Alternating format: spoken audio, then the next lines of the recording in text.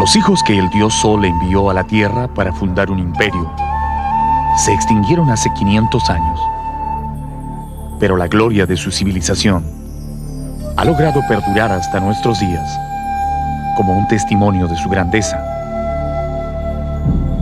En los albores del siglo XV, los incas formaron el único y más poderoso imperio que ha existido en América del Sur.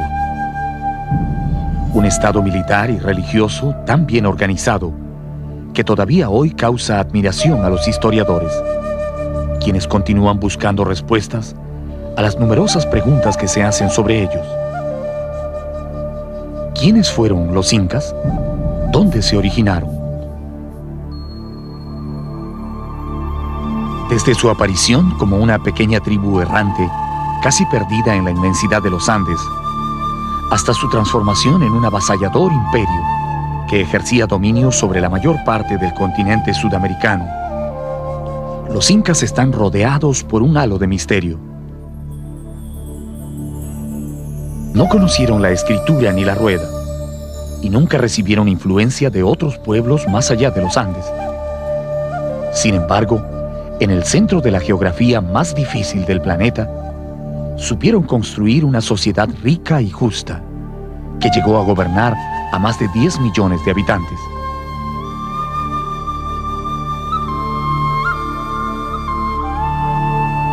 Las tradiciones más antiguas hablan de 14 grandes gobernantes que fueron sucediéndose uno tras otro en la compleja tarea de forjar el estado que llamaron Tahuantinsuyo. Desde Manco Cápac, el héroe fundador, hasta Atahualpa, el último de sus emperadores, los incas fueron uno de los pueblos de más rápido crecimiento que ha existido en la historia. Pero así como su desarrollo fue fulgurante, también lo fue su caída. Su apogeo duró menos de 100 años. El invencible Tahuantinsuyo, que había derrotado a todos los ejércitos que osaron enfrentarlo, se derrumbó repentinamente a manos de un pequeño grupo de conquistadores llegados desde el otro lado del mundo.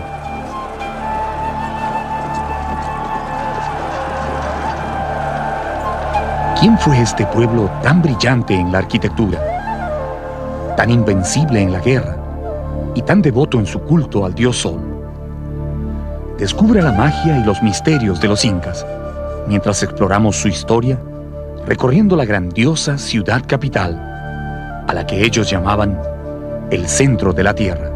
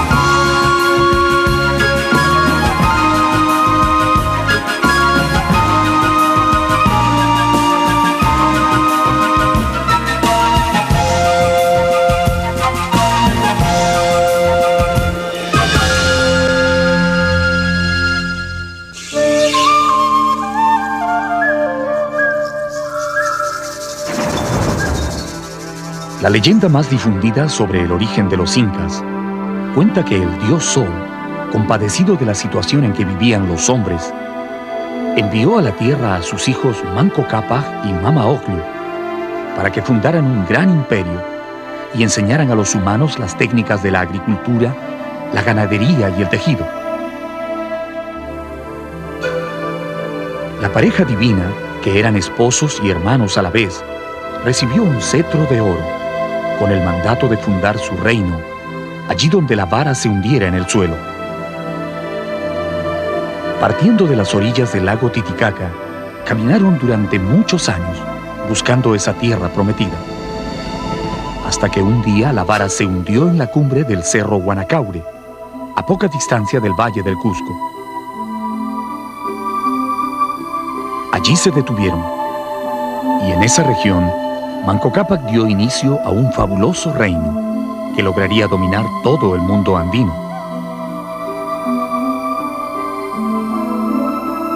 Fue el escritor mestizo Inca Garcilaso de la Vega el primero que dio a conocer esta leyenda a comienzos del año 1615, como parte de un libro titulado Los Comentarios Reales de los Incas. Es un hermoso relato, pero algunos historiadores creen que no es una verdadera tradición andina, sino una creación literaria de Garcilaso, que intentaba darle al origen de sus antepasados incas un aura de gloria y misterio que fuera atractivo para los lectores europeos. Yo creo que el Manco Cápac y Mama Ocllo fue, me temo, un invento de Garcilaso, porque le parecía muy bonito, que una pareja fundante, y para Garcilaso no hubo cultura antes.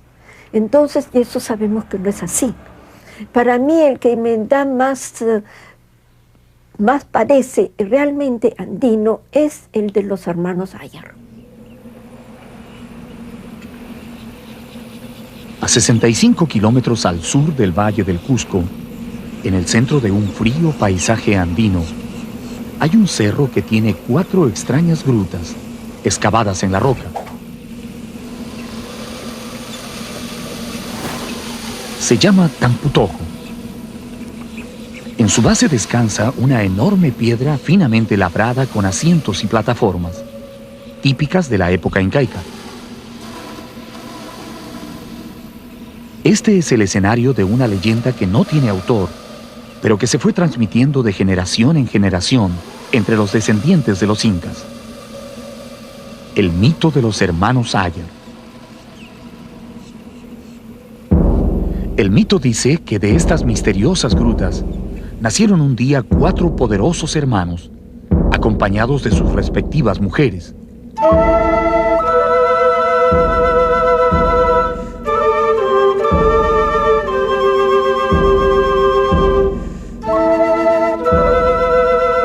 Los hombres tenían poderes mágicos. Uno era capaz de volar y otro podía estremecer los cerros con el disparo de su onda.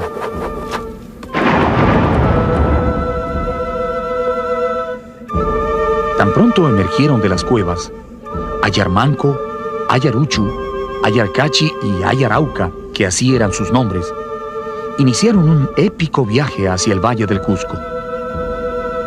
Probando su valor, sus destrezas, 3 de los héroes se quedaron en el camino, y solo Ayarmanco logró llegar al Cusco y tomar posesión de las tierras donde fundó la majestuosa civilización de los incas.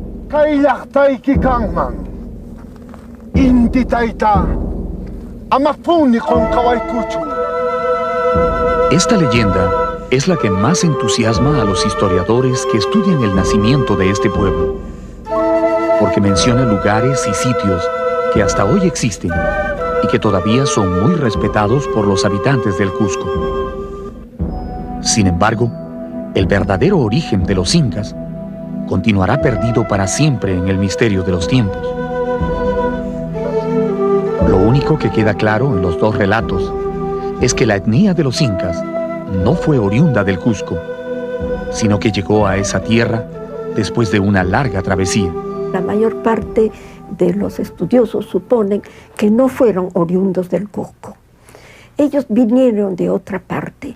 Inclusive algunos dicen que eran puquinas, otros que eran aymara.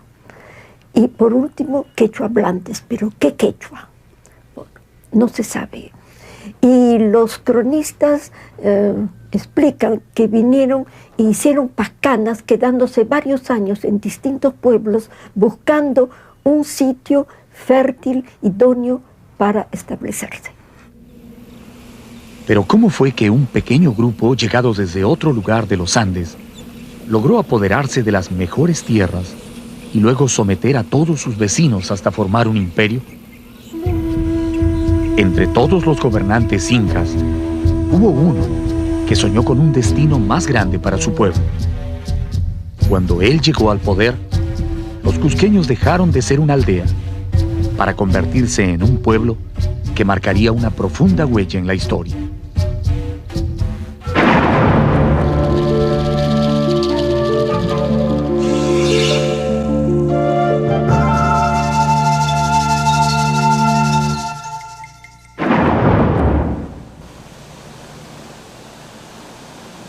El Cusco fue la capital espiritual, política, económica y religiosa del Tahuantinsuyo. Aquí vivieron desde los primeros años de su historia los gobernantes incas, junto con sus familias y la clase dominante. Desde aquí salieron los ejércitos imperiales a conquistar las 4 esquinas del mundo. Y también de aquí se difundió a todo el imperio el culto al dios solar.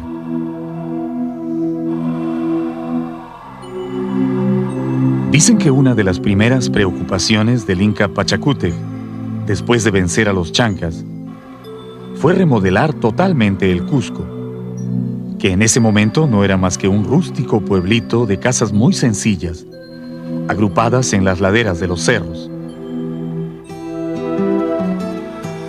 Pachacútec diseñó la nueva ciudad, dándole la forma de un gran puma, el animal sagrado de los pueblos andinos.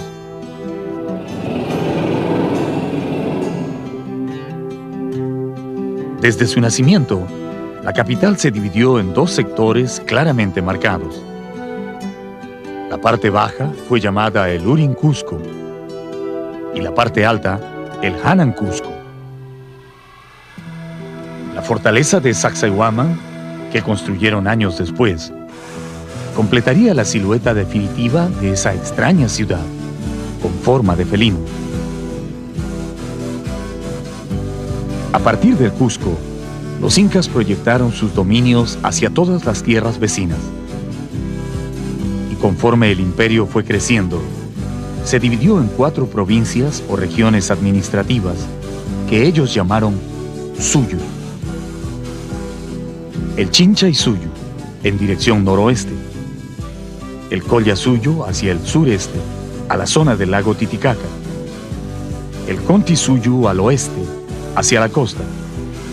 Y finalmente el Anti-Suyu, a la región de los misteriosos Antis o Chunchos que viven en la selva. Los 4 Suyus reunidos formaban el Tahuantinsuyo, cuyo centro era el Cusco.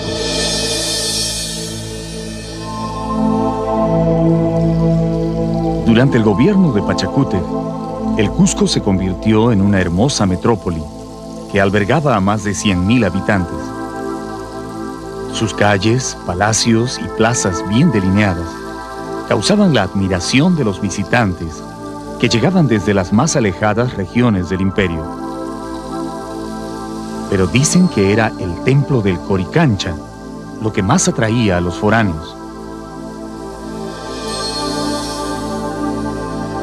Según los cronistas, fue Pachacútec Inca Yupanqui el que mandó construir este santuario dedicado al dios Sol, y el que lo dotó de tantos adornos y objetos de oro y plata, que el pueblo lo bautizó con el nombre de Coricancha, que en quechua significa recinto de oro.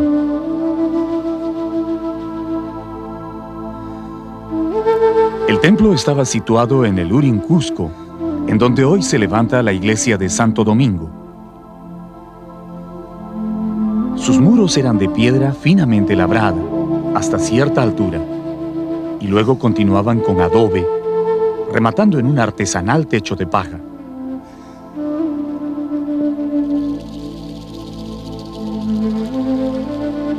Los primeros europeos que vieron este edificio al llegar al Cusco quedaron deslumbrados por las riquezas que guardaba en su interior. Cuentan que las paredes estaban adornadas con láminas de oro puro, hasta donde llegaba la piedra, y que en cada hornacina había ídolos y objetos rituales primorosamente trabajados en oro y plata nativa. En el lugar más sagrado de este recinto, el Inca ordenó colocar un disco de oro macizo con la representación del dios Sol, ubicando a su derecha la imagen del rayo y a su izquierda al dios Huiracocha, el creador del universo. A partir de entonces, el Sol dejó de ser una divinidad exclusiva del grupo de los incas para convertirse en la religión oficial de todo el imperio. Curiosamente, A pesar de que el templo estaba totalmente dedicado al culto del sol, Pachacútec mandó que en el Coricancha también se custodiaran los ídolos y huacas de todas las provincias conquistadas en los 4 suyos.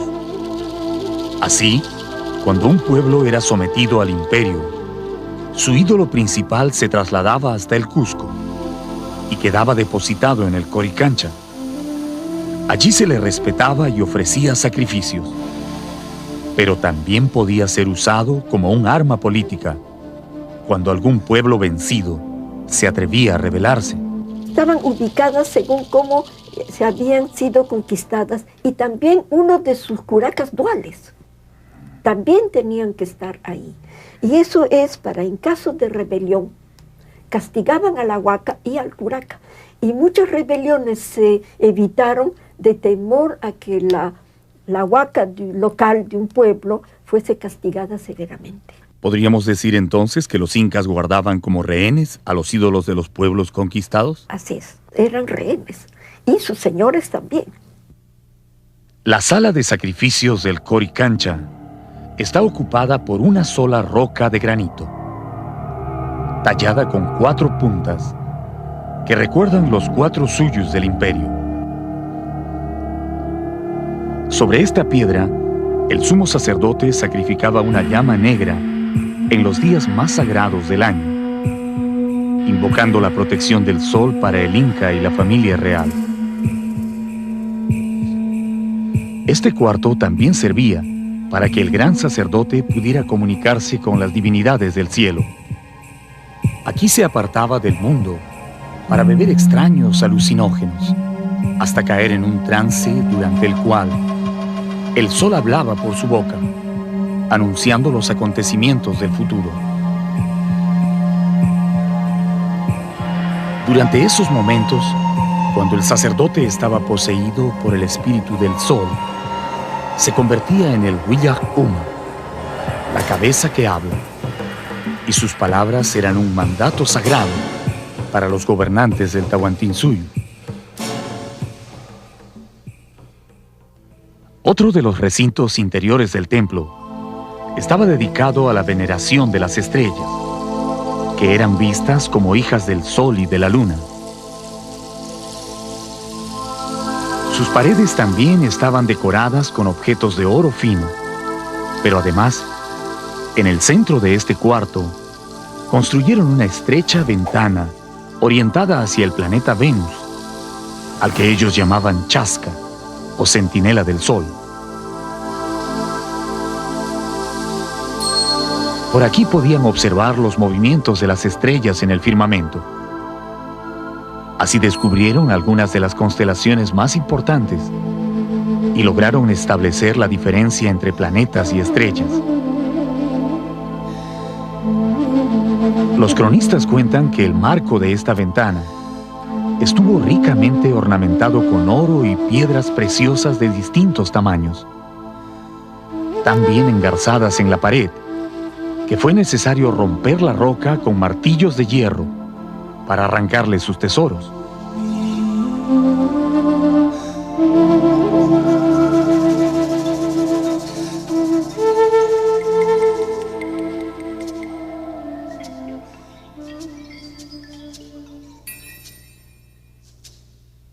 En los años posteriores a la conquista, los sacerdotes dominicos que se instalaron en el Coricancha mandaron cubrir los muros incas con una gruesa capa de yeso, sobre la cual pintaron diversos motivos religiosos. Su intención era hacer olvidar a los indios el antiguo significado del santuario.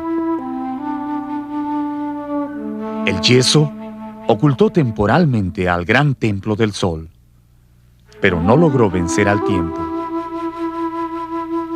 Después de medio milenio, la cobertura colonial casi ha desaparecido totalmente, pero las piedras se mantienen tan firmes como las dejaron sus constructores. Bajo las hermosas torres y claustros del convento de Santo Domingo, el Coricancha duerme para siempre. Sus recintos están vacíos y silenciosos, pero aún guardan el recuerdo de los días de gloria del Tahuantinsuyo, cuando el Inca se paraba en el patio principal y llenaba esta pileta de roca con la chicha sagrada, para que su padre, el sol, al pasar a mediodía sobre el Cusco, pudiera detenerse un instante a calmar su sed, antes de continuar su recorrido por el cielo.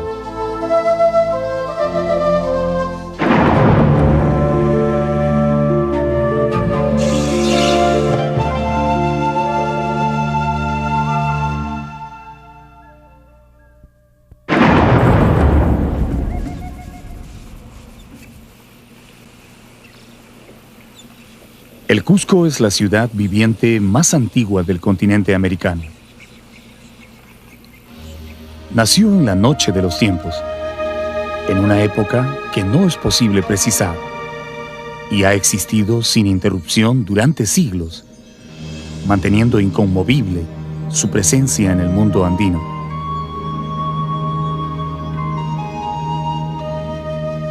Asentada en las alturas de la cordillera de los Andes, a 3.350 metros sobre el nivel del mar, el Cusco ya era una ciudad con más de 200.000 habitantes, cuando los conquistadores españoles la vieron por primera vez en el año 1533. Dicen que su nombre antiguo era Acamama, pero se cambió a Cusco en la época en que los incas comenzaron a expandirse y formaron el imperio del Tahuantinsuyo.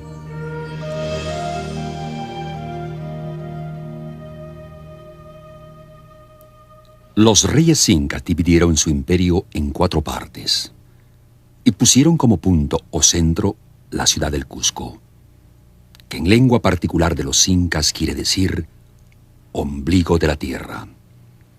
Llamaronla con buena semejanza ombligo porque todo el Perú es largo y angosto como un cuerpo humano y aquella ciudad está casi en el medio. Inca Garcilaso de la Vega, Comentarios Reales. En los años dorados de la época imperial, los incas embellecieron su capital con numerosos santuarios, palacios y centros ceremoniales tan sólidamente construidos que han resistido admirablemente el paso del tiempo y hoy constituyen el mejor testimonio de la grandeza de esa civilización.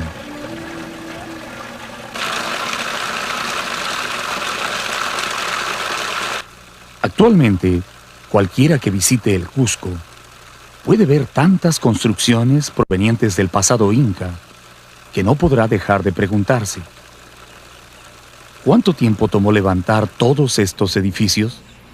¿Y quién ordenó hacerlo?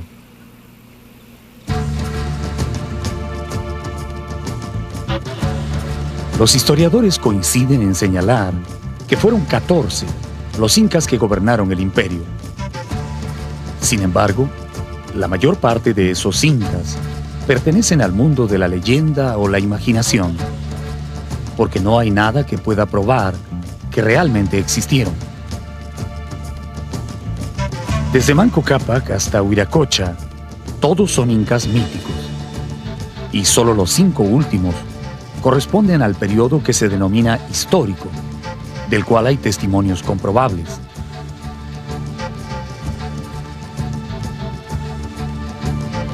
La época de esplendor del imperio duró apenas 100 años, y fue en ese lapso que se sucedieron en el poder los 3 incas más importantes: Pachacútec, su hijo Tupac Yupanqui y su nieto Huayna Cápac.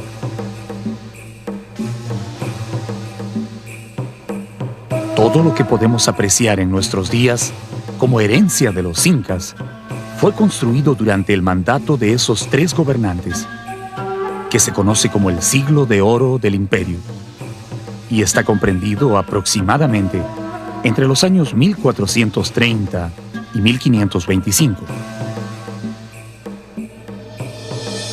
Pachacútec fue el gran iniciador.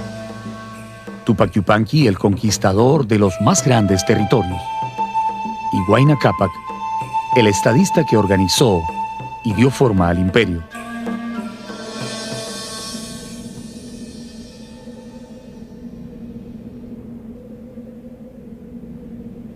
Los cronistas afirman que Pachacútec fue un gran arquitecto. Mientras su hijo Tupac Yupanqui guerreaba, extendiendo las fronteras del imperio, él se dedicó a diseñar los baluartes y centros ceremoniales que harían famosa a la ciudad del Cusco.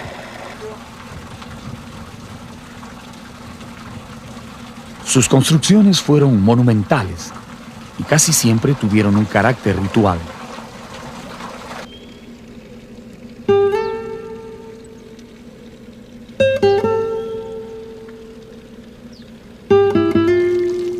Las fuentes de Tambomachay, situadas a pocos kilómetros del centro del Cusco, fueron construidas en ese tiempo.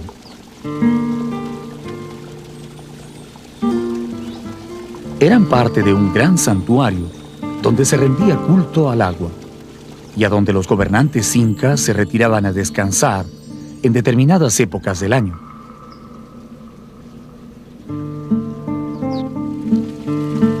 Es una construcción típica del periodo imperial, con grandes muros y ventanas de piedra, talladas y pulidas con increíble maestría.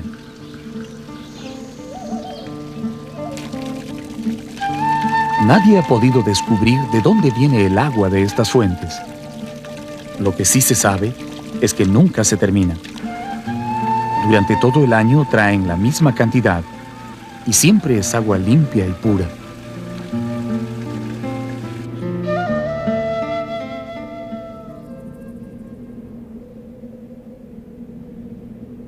A poca distancia de Tambomachay está Kenko, otro santuario incaico que probablemente estuvo dedicado al dios del trueno.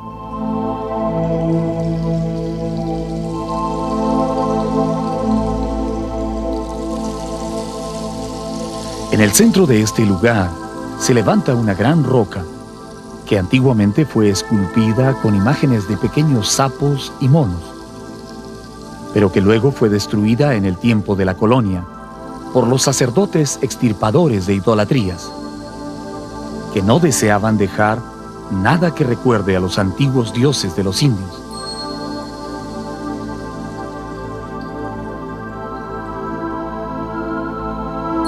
Esa piedra sagrada está rodeada por un gran muro semicircular, parecido a un anfiteatro, donde se realizaban las ceremonias religiosas.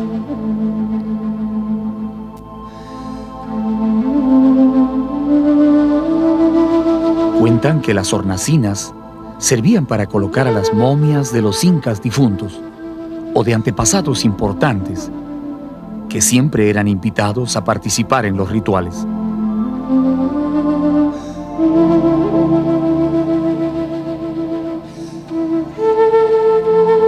Todo el roquerío que se encuentra encima del santuario fue tallado con incontables figuras y escalinatas, como si un grupo de maestros hubiera querido probar sus talentos, labrando las más difíciles formas en la dura piedra. En la parte más alta destacan dos pequeñas prominencias pétreas, que al parecer eran algo así como un intihuatana o reloj solar que servía a los sacerdotes y astrónomos para medir el paso del tiempo.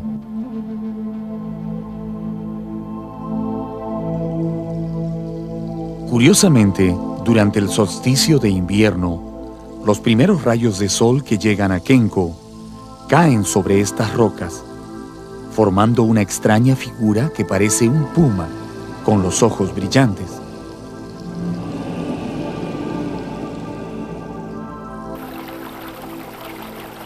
A corta distancia del reloj solar se ve un delgado canal por donde probablemente fluía chicha o sangre de los animales sacrificados durante los oficios religiosos.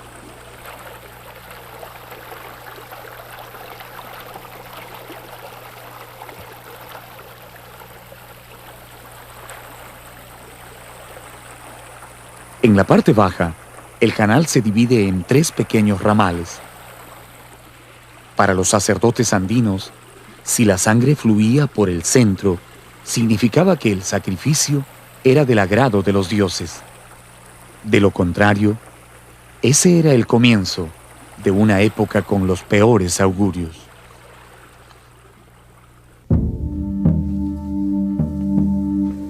Un estrecho corredor, excavado en la roca viva, pasa por debajo del santuario, internándose en las profundidades. Probablemente de allí deriva el nombre de Kenko, que significa laberinto.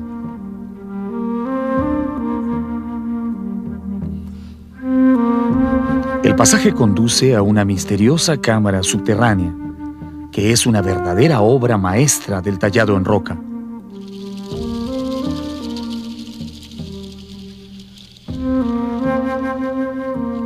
Como si la piedra fuera una materia sencilla para sus manos, los alarifes incaicos la cortaron como quisieron, formando alacenas, escalones y un gran altar de sacrificios. La mesa ceremonial servía para embalsamar los cadáveres de los nobles y personajes importantes. Pero también se han encontrado huellas de sacrificios humanos que se realizaban en secreto en las profundidades de Kenko.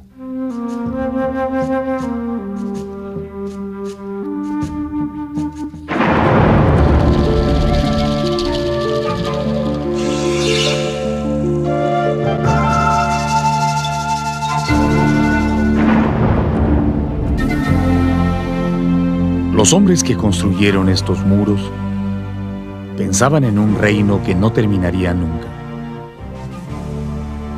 Creían firmemente que su pueblo era el escogido del cielo para gobernar el mundo entero.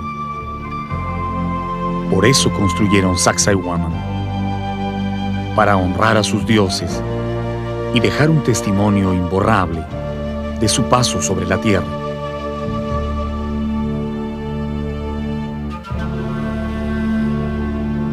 Hacia el año 1450 de nuestra era, Pachacútec Inca Yupanqui, el noveno gobernante de los incas, ordenó iniciar la construcción de un imponente santuario, con el que quería celebrar las victoriosas guerras de conquista de su hijo Tupac Yupanqui.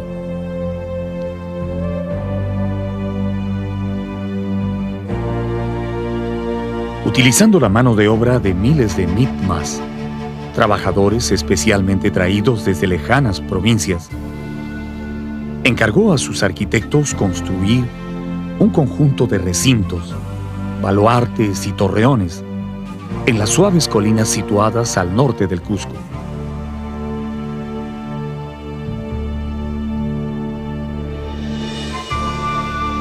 Esas construcciones tenían también el objetivo de concluir el diseño de la ciudad.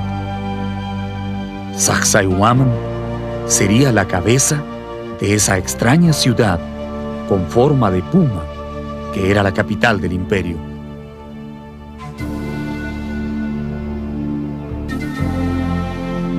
Los trabajadores iniciaron la obra en el tiempo de Pachacútec, pero el Inca no llegó a haber terminado el trabajo. Fue Tupac Yupanqui, el 10º emperador, el que concluyó este gigantesco templo, que años después sería confundido con una fortaleza.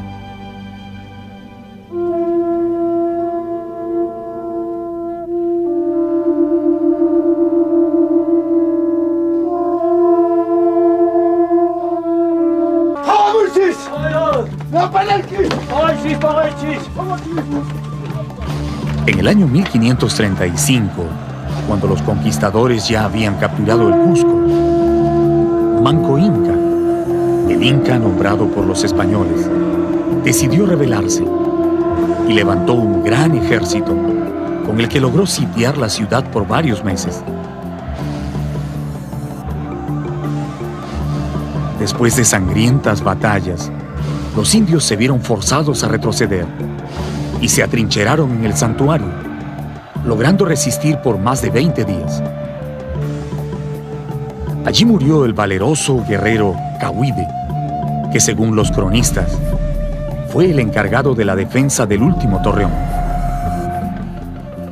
En el torreón más alto los indios tenían por capitán a un orejón tan valeroso que se le podría comparar con los romanos.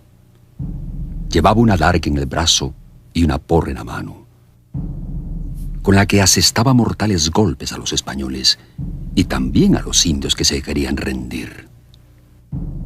Andaba como un león de un lado a otro, pero al final, viendo clara la perdición de todo, arrojó la porra a los cristianos y tomando pedazos de tierra, la mordía con tanta congoja que no se puede decir. Después se echó de lo alto de la fortaleza para que no triunfaran sobre él. Cronista Pedro Pizarro, 1536.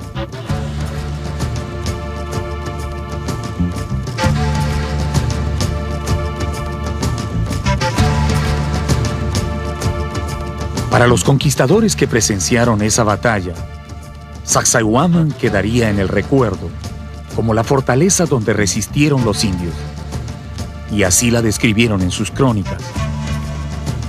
Solo los naturales sabrían para siempre que fue en el gran santuario, el lugar donde terminó la rebelión de Manco Inca.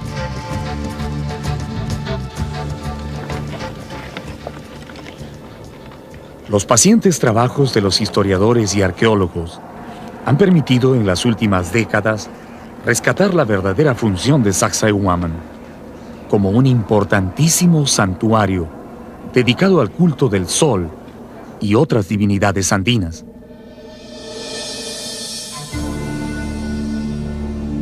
En su época de mayor esplendor, el Cusco no tenía necesidad de una fortaleza para defenderse, y no era una costumbre de ellos construirlas.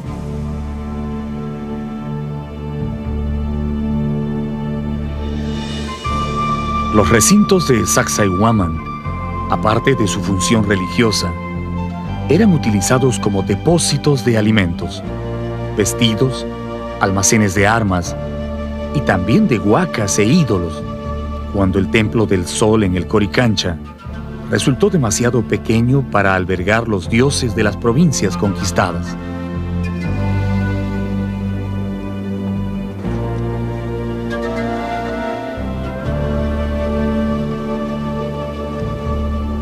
Las excavaciones arqueológicas realizadas en la parte alta del conjunto dejaron al descubierto las bases de los torreones de los que hablan las crónicas antiguas.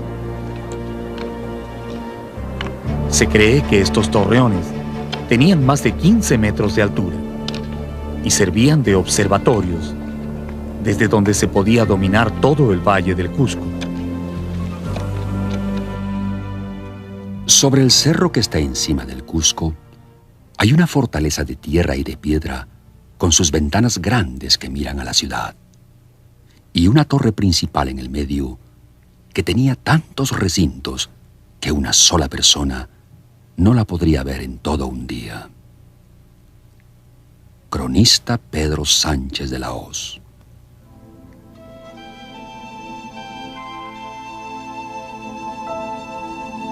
Desde la primera vez que lo vieron, los conquistadores quedaron pasmados ante las dimensiones y belleza de Sacsayhuaman. Les resultaba imposible creer que un pueblo ágrafo, sin conocimiento de la rueda ni del hierro, hubiera podido levantar estos poderosos muros, con rocas que sobrepasan las 100 toneladas, y asentadas unas sobre otras, sin ningún pegamento entre ellas.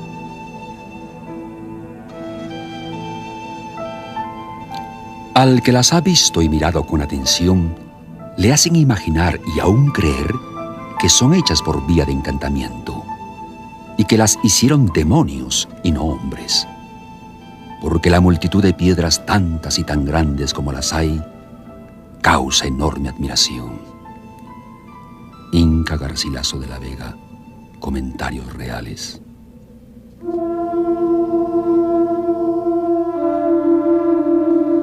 Como la mayoría de las construcciones del imperio, la arquitectura de Sacsayhuaman se caracteriza por dos cosas. Es sólida y de líneas sencillas.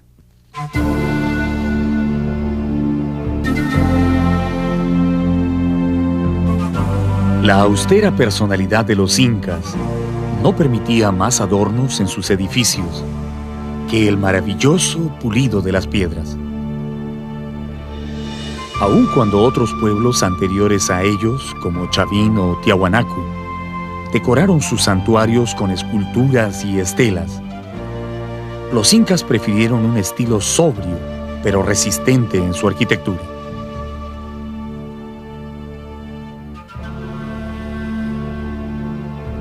Este lugar, conocido como el Trono del Inca, situado frente a las murallas, es una muestra de la perfección a la que llegaron en el tallado de la piedra. Perfección que hace innecesario cualquier adorno.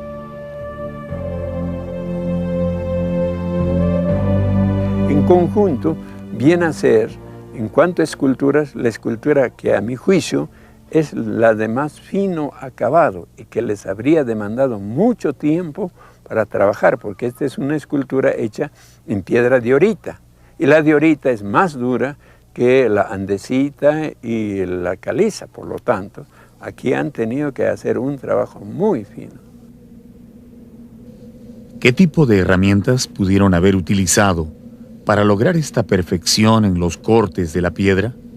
El Museo Inca de Cusco exhibe las plomadas, las barretillas, las barretas, inclusive unos cinceles de bronce de toda dimensión, y luego el frotamiento que remata todo el acabado de la superficie de estas esculturas.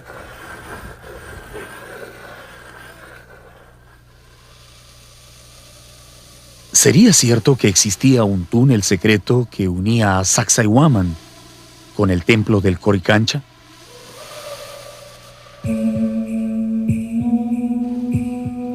Dicen que era un inmenso pasaje que corría bajo la ciudad y que se construyó para permitir la huida de los incas en el caso de peligrar la capital.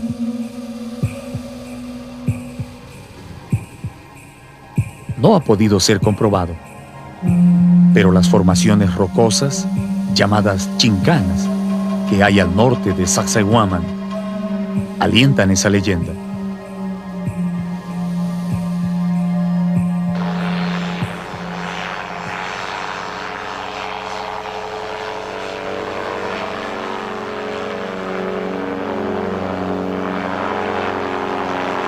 Utilizando un pequeño motor delta con forma de cóndor, nos elevamos sobre Sacsayhuaman para mirarlo desde el aire.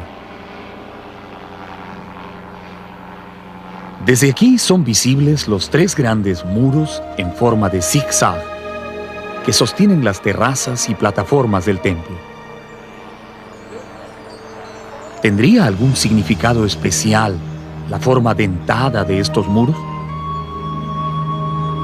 Algunos historiadores creen que representa al rayo, una deidad que también era sumamente importante para los incas. Sacsayhuaman se construye exactamente como un templo dedicado al rayo. Está representado justamente el rayo bueno, o sea, el que trae la lluvia, y el rayo malo, el que trae el granizo.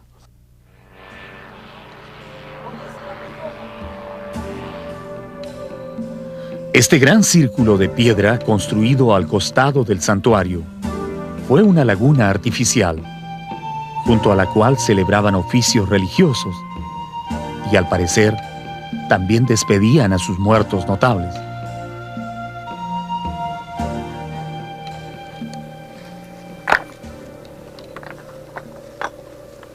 Recientemente, los arqueólogos han descubierto muy cerca de la antigua laguna un cementerio bastante grande, con tumbas de hace 500 años, que contienen restos de cerámicas y adornos metálicos que utilizaban las mujeres de la nobleza en el tiempo de los incas.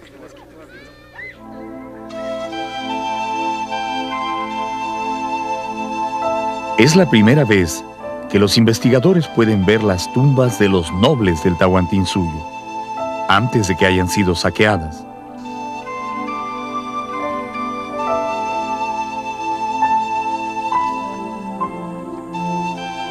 Estas agujas o prendedores se llamaban tupus y los usaban las mujeres para sujetar sus mantas.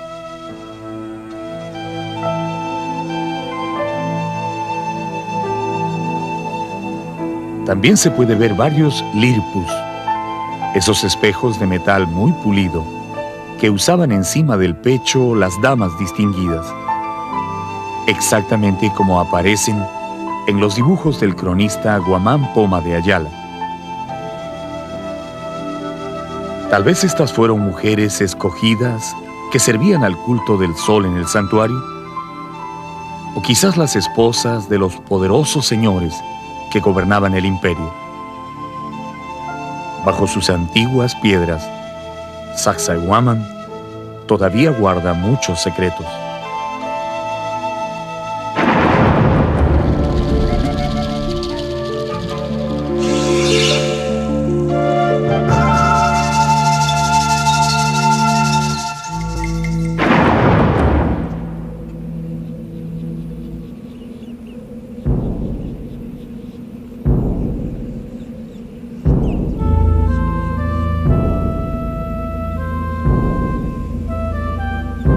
Cada uno de los nevados y montañas del Cusco tiene su propio nombre.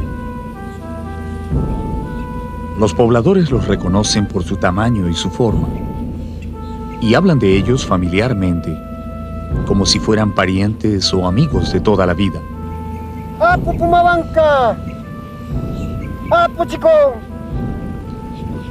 Durante incontables generaciones, la gente del campo ha dirigido la vista a estas grandes montañas, invocando su protección o solicitando su permiso para sembrar la tierra.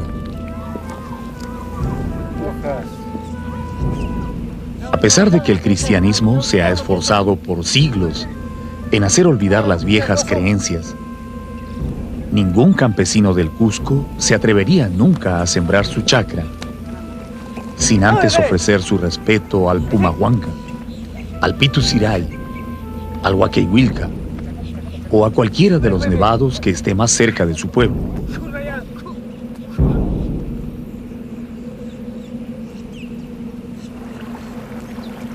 Al pie de las venerables montañas discurre apaciblemente el Huilcamayo, el río sagrado de los incas, al que en castellano también le dicen Vilcanota. Este es un río tranquilo, generoso con las tierras, que en su lento descenso desde la cordillera hasta la selva, forma un valle amplio y abrigado, tan fértil que los incas lo consideraron un verdadero regalo de los dioses.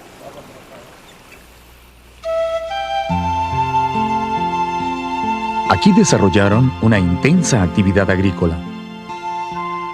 Desde las riberas del río hasta lo alto de los cerros, ordenaron construir andenes o terrazas superpuestas, especialmente diseñadas para no desaprovechar ni un solo pedazo de tierra.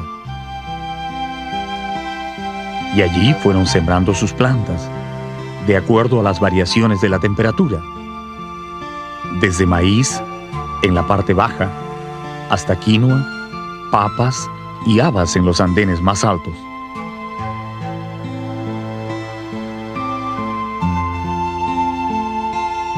No dejaron ni un solo cerro sin cultivar, al punto que convirtieron al valle en un inmenso depósito de alimentos para su pueblo, especialmente de maíz, que fue su producto más logrado.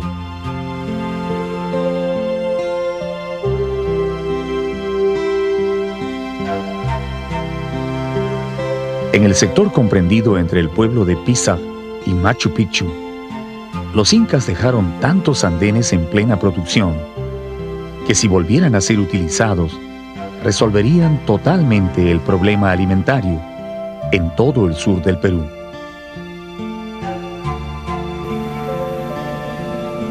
Pero aun cuando la tierra era increíblemente fértil, fue necesario trabajar muy duro para hacerla producir. El Valle Sagrado es una muestra de la extraordinaria determinación de los antiguos peruanos, que sin más herramientas que unos cuantos palos y azadones rústicos, lograron producir tanta comida que fue suficiente para ellos y aún les alcanzó para usarla como elemento de negociación con otros pueblos.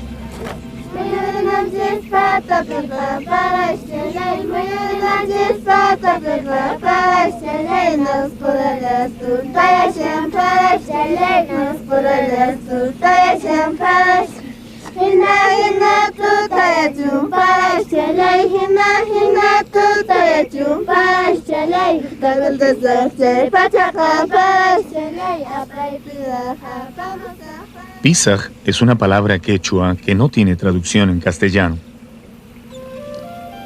Algunos creen que quiere decir perdiz, pero su verdadero significado se quedó perdido en el tiempo. Hay dos Pisaj en el Valle Sagrado. Uno está situado en la parte más alta de los cerros, arriba de los andenes, y el otro queda en el valle, a las orillas del río Vilcanota. El primero es el pueblo que fue construido hace más de 500 años por los incas, para administrar y controlar toda la producción de la zona. El de abajo es una reducción que surgió durante la colonia por orden del virrey Toledo, que se propuso reunir a todos los indios del valle en un solo lugar para explotar mejor su trabajo. El Pisaj antiguo es un verdadero portento de tecnología agrícola. Basta una sola mirada para imaginar el tiempo y esfuerzo que les debe haber tomado a los antiguos construir esta inacabable sucesión de andenes que contornan los cerros. Las construcciones están intactas, hasta las gradas o sarunas de piedra que servían para subir a cada andén se mantienen firmes en su lugar.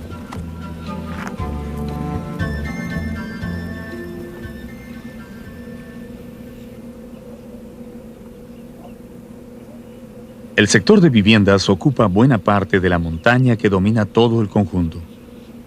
Y detrás de ella se encuentra el antiguo cementerio de Tancana Marca, un impresionante barranco en el que colocaban a sus muertos, aprovechando las oquedades de las rocas.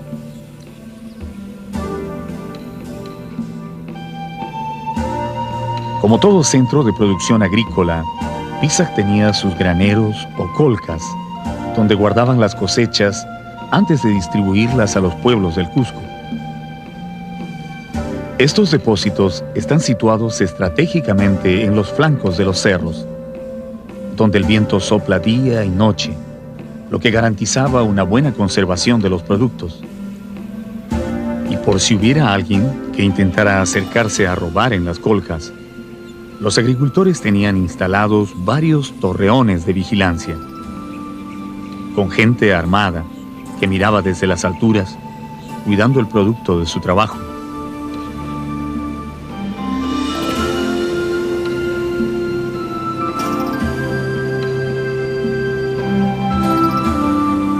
Los andenes solo se podían cultivar con el agua de las lluvias. Si no había lluvia, no había comida. Entonces era necesario hacer constantes sacrificios y pagos a la madre tierra y a los apus o montañas tutelares para atraer el agua.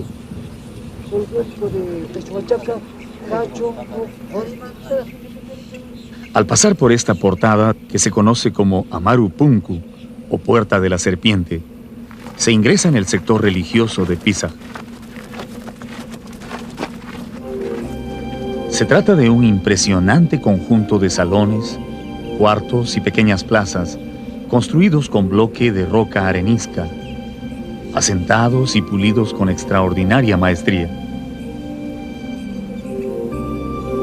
Aquí se reunían los sacerdotes para ofrecer sus sacrificios durante todo el año, pidiendo el milagro de la lluvia para sus tierras.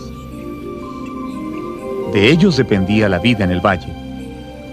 Si algún año se desataba la sequía, los sacerdotes podían ser sancionados severamente por no haber logrado ganar el favor de los dioses.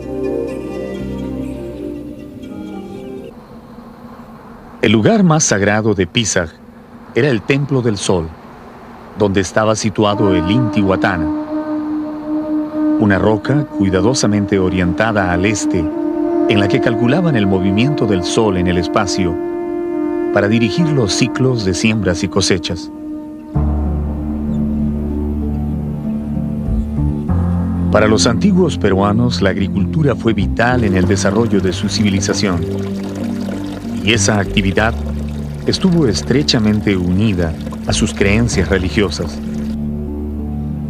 A lo largo del Valle Sagrado, los andenes y los adoratorios están siempre juntos. Los hombres ponían el trabajo, pero eran los dioses quienes decidían si la tierra daría sus frutos.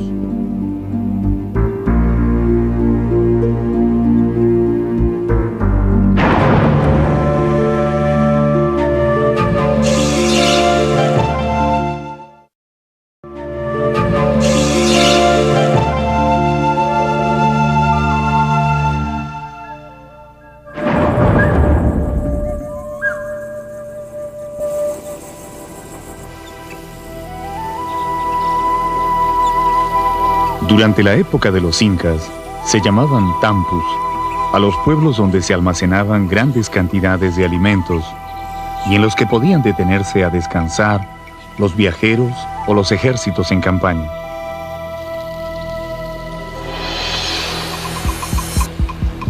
Dicen que en ese tiempo, ninguna persona viajaba por placer o por negocios propios.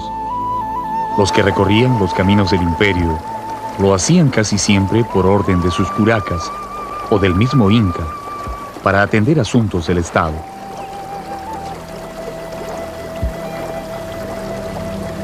Los tampus servían de lugar de descanso para esos viajeros y por supuesto eran también centros de control entre una y otra región. Ollantaytambo es uno de los tampus mejor conservados que quedan de la época incaica. El sector religioso, al que a veces se le confunde con una fortaleza, se inicia en la parte baja del conjunto. Aquí se ven las casas de piedra, adobe y paja en las que vivieron los sacerdotes y las mujeres escogidas para el servicio del sol.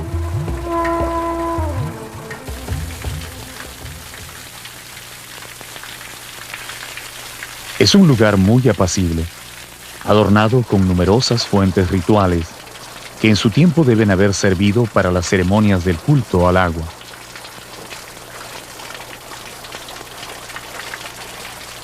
Cada una de estas fuentes fue labrada en roca con sus propias características y diseños.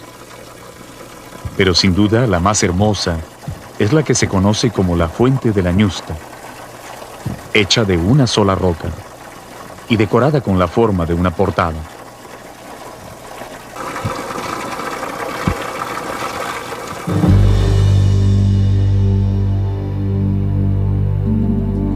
Para llegar al corazón del sector religioso, es necesario subir una empinada escalinata de piedra que cruza 16 andenes, perfectamente alineados, encima de los cuales se levanta un maravilloso conjunto de portadas y recintos hechos de piedra, que constituyen la más admirable muestra de la arquitectura de los incas.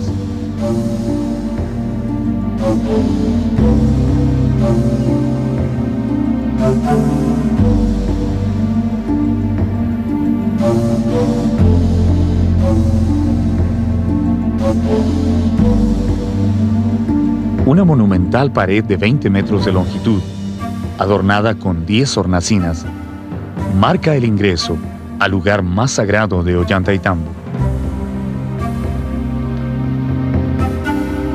Estamos ingresando al sector de la denominada 10 Ventanas. Es una zona muy importante dentro de Ollantaytambo y presenta estas hornacinas de forma trapezoidal muy fina y bellamente trabajadas. Este trabajo indudablemente corresponde a los realizados en la época inca, probablemente en la época que corresponde a Pachacútec. Cada una de estas hornacinas corresponderían a lo que viene a ser justamente sectores donde se haya podido colocar algunas ofrendas de los visitantes o de las personas que iban a ingresar a este sector sagrado.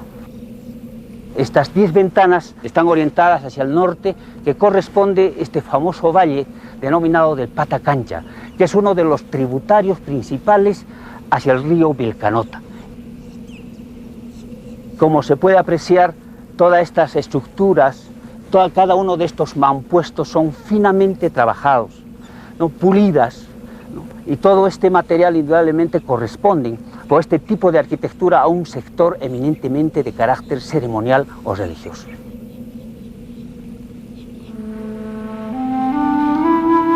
En este muro resaltan unas extrañas protuberancias cuya función nunca se ha podido explicar con claridad.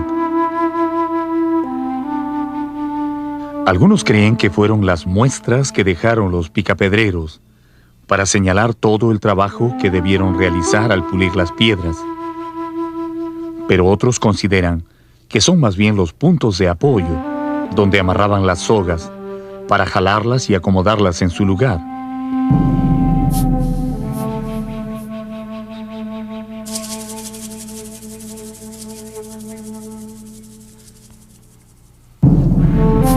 Ambas teorías son bastante difíciles de creer. La verdadera función de estas protuberancias, que además solo se ven en algunas rocas, es un secreto que se llevaron a la tumba los arquitectos de Ollantaytambo.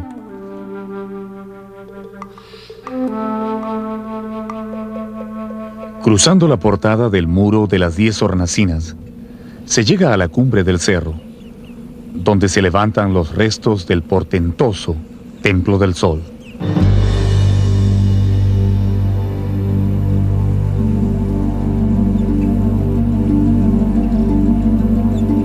Aquí, los adjetivos son insuficientes para describir la obra de los antiguos peruanos.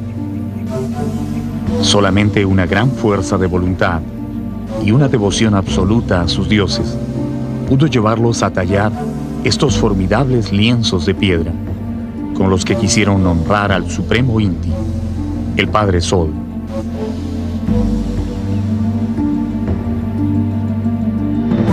Las 6 rocas de pórfido rojo que forman este espléndido muro miden un poco más de 4 metros de alto y se calcula que pesan entre 60 y 70 toneladas cada una. Después de colocarlas en su lugar, los arquitectos las aseguraron con listones de piedra, tan bien ajustados que no se han movido 1 milímetro en 4 siglos. Antes de la llegada de los conquistadores españoles, las rocas estaban decoradas con figuras geométricas y grandes tallados de animales sagrados, especialmente 2 pumas, cuyos cuerpos fueron arrancados por los sacerdotes extirpadores de idolatrías.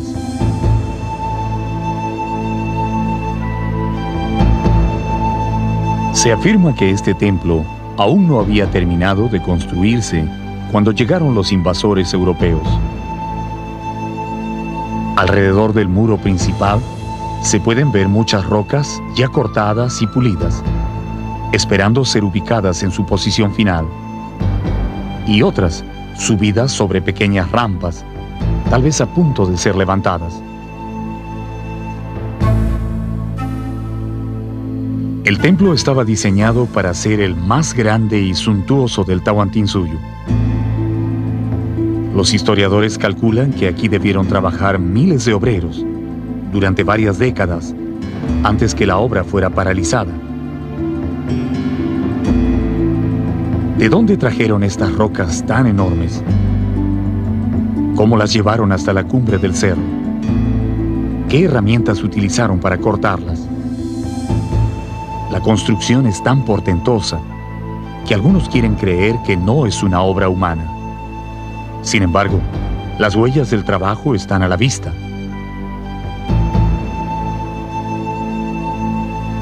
Al costado del muro principal se ve la gran rampa de tierra por donde cientos de hombres subieron las piedras, jalándolas con cuerdas. Abajo de esa rampa se aprecian las rocas que se quedaron a medio subir. Y si uno dirige la vista hacia un cerro que está a 6 kilómetros de distancia, puede ver con toda claridad la cantera de donde sacaron los bloques de piedra. Si alguien continúa dudando de que eso fuera posible, entonces solo queda subir a ese cerro, que se llama Cachijata, para comprobarlo. Lo que nosotros vemos, ¿no? Mira, observa aquí, es una piedra hermosa, ya casi acabado.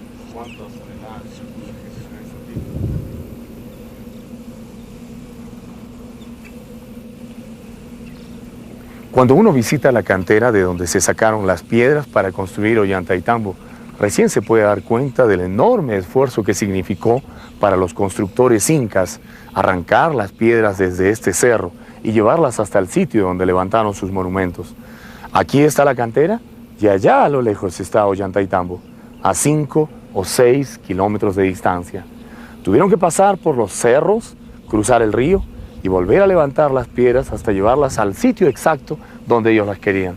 Piedras tan grandes como esta en la que estoy caminando, que fácilmente deben pesar más de 20 toneladas.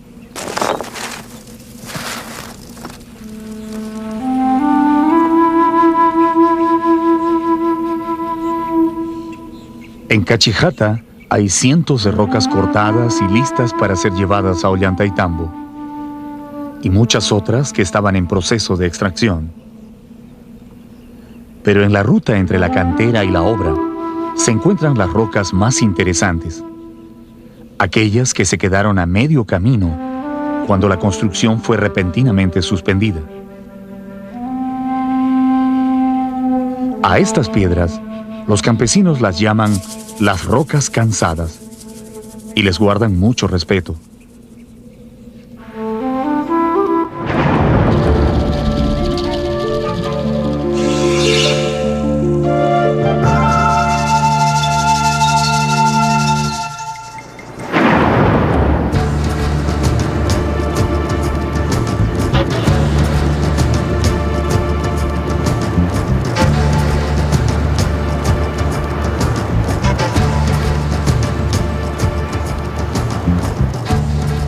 Hay 3 formas de ir a Machu Picchu, la ciudad sagrada de los incas.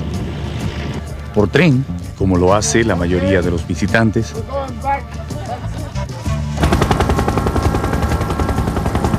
En la comodidad de un helicóptero que realiza el viaje en menos de 45 minutos.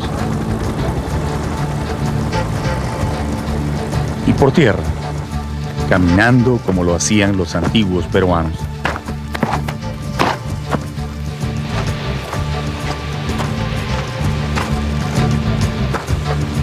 El camino inca es, por supuesto, el más difícil de los 3 métodos, pero sin duda es el que mejores experiencias depara al visitante.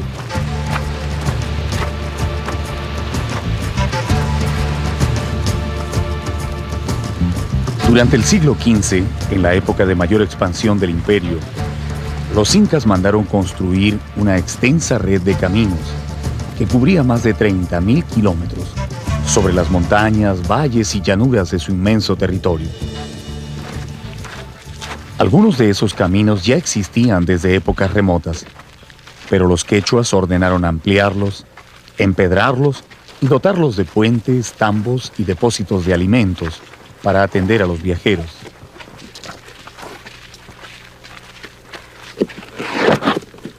Por aquí se movilizaron los ejércitos y por aquí trajeron después a los pueblos derrotados o mitmas, que fueron obligados a trabajar en las grandes obras del imperio.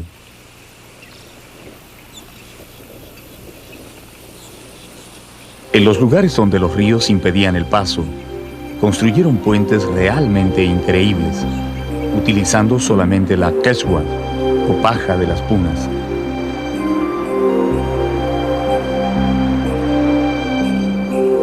Uno de esos extraordinarios puentes todavía se puede ver sobre el río Apurímac, colgando a 15 metros de altura encima de las profundas aguas del río.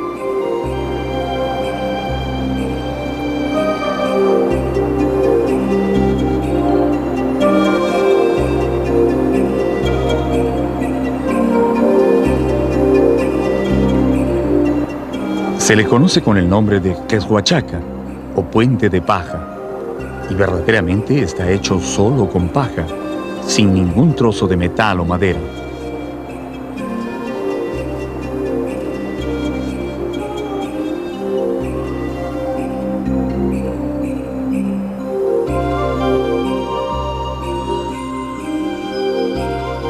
No es fácil cruzarlo. El puente se mueve bastante con el peso, pero es muy resistente. Dicen que en la época incaica, las cuerdas de soporte eran tan gruesas como el tronco de un árbol, de tal forma que un ejército completo podía pasar sin ningún problema.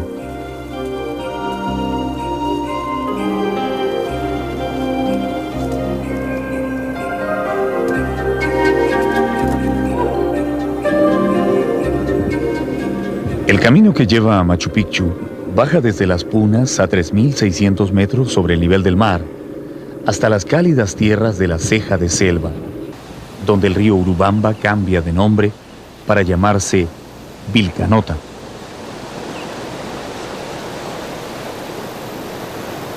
Los restos de numerosos tambos y santuarios todavía son visibles en la ruta, algunos de ellos muy dañados por el tiempo, y otros tan bien conservados que parece que recién se hubieran marchado sus habitantes.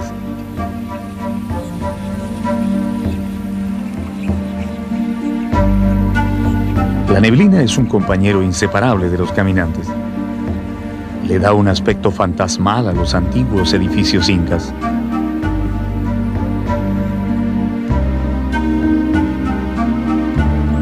Los nombres de algunos de estos sitios están vinculados a la neblina desde muy antiguo, como Puyu Patamarca, que en quechua significa pueblo sobre las nubes.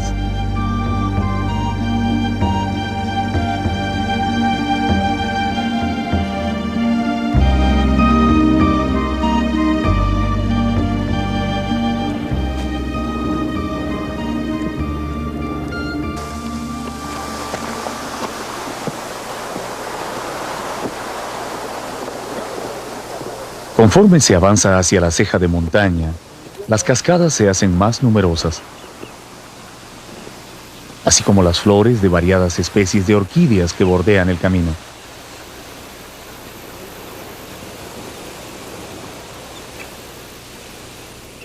Los constructores incas hicieron un trabajo a conciencia en su red vial.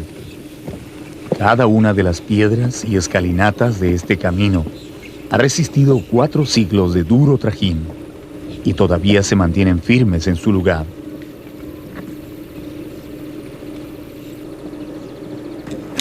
Los porteadores indígenas que llevan sobre sus hombros los utensilios de cocina y campamentos de los turistas pasan pisando fuerte, casi corriendo, y detrás de ellos, con paso más reposado, vienen los visitantes, cansados, pero absortos en esta obra que no tiene comparación en el mundo entero.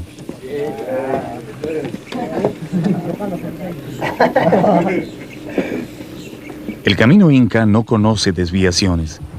Sigue una línea inconmovible hacia Machu Picchu, faldeando los cerros o trepando sobre ellos sin ninguna indecisión. Si hay que bajar, lo hace, y cuando se debe subir, se lanza hacia la altura sin ahorrar ni un metro de esfuerzo a los caminantes.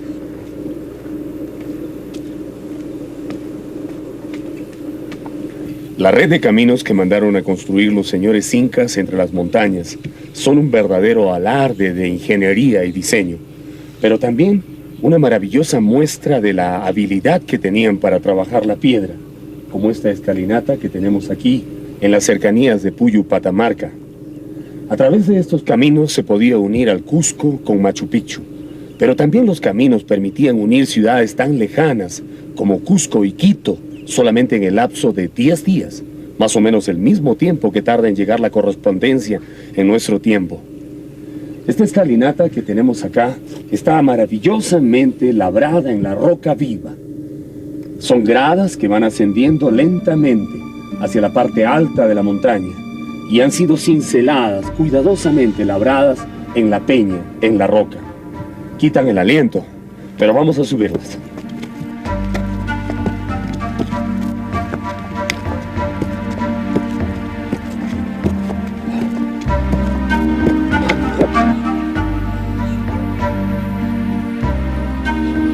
El conjunto de Huña y Huayna, descubierto por el arqueólogo Julio César Tello, es el último lugar de descanso antes de llegar a Machu Picchu.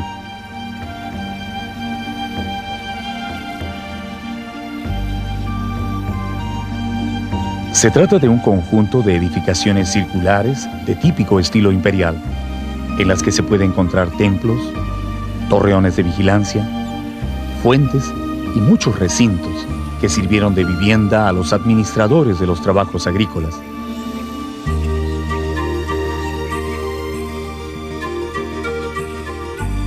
Como corresponde a un pueblo de montaña, los techos de estas casas eran muy altos e inclinados a dos aguas para enfrentar las fuertes lluvias que caen durante casi todo el año.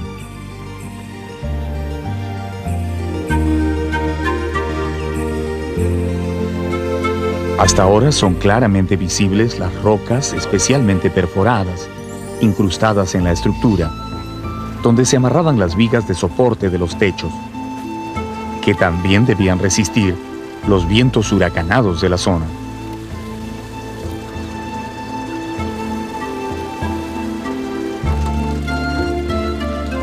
Huña y Huayna fue un gran centro de producción y almacenamiento de alimentos, sobre todo de aquellos que se cultivaban en el cálido clima de la ceja de montaña, como las frutas, los ajíes, el maní y también la coca.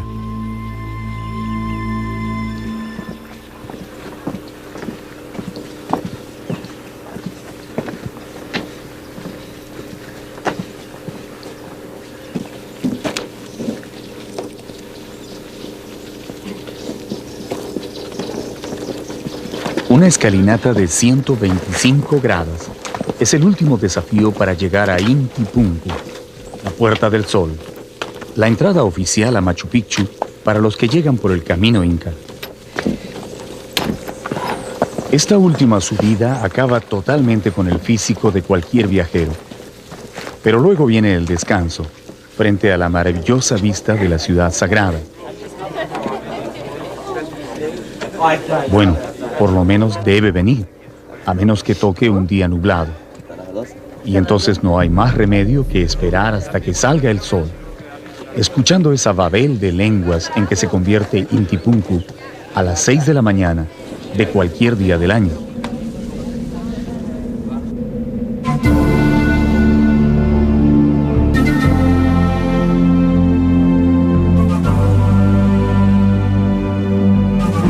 Machu Picchu fue una obra monumental iniciada por Pachacútec a finales de su reinado y concluida por sus sucesores, su hijo Tupac Yupanqui y su nieto Huayna Cápac. Es la máxima expresión de la arquitectura inca imperial, una ciudad que es a la vez un santuario y un centro administrativo, planeado para conquistar los misteriosos territorios de la ceja de selva.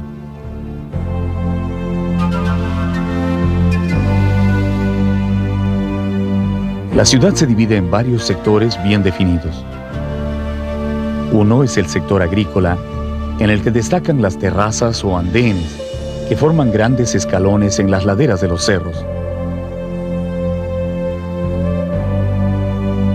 La zona urbana, conformada por 3 plazas alargadas, rodeadas de grandes recintos de viviendas, y el sector sagrado, en el que sobresalen los templos de las 3 ventanas, y el Templo del Sol.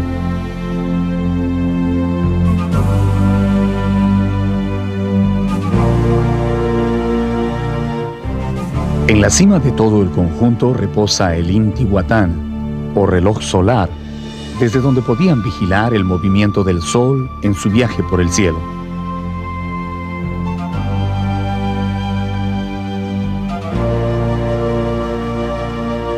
En el interior de uno de los recintos sagrados hay 2 pequeños morteros o espejos de agua que, según los investigadores, servían para observar los eclipses.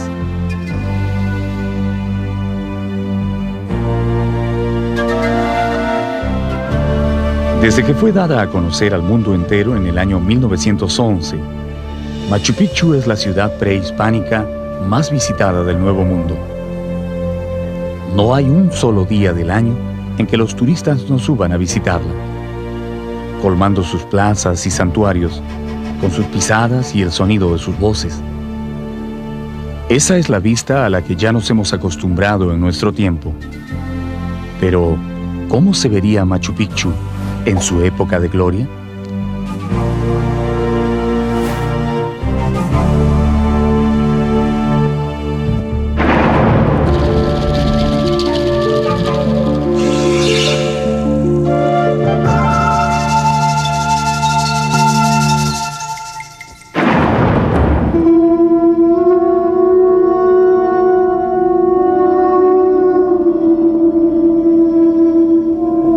Esta es la histórica ciudad de Machu Picchu, construida por los incas en el siglo XV de nuestra era.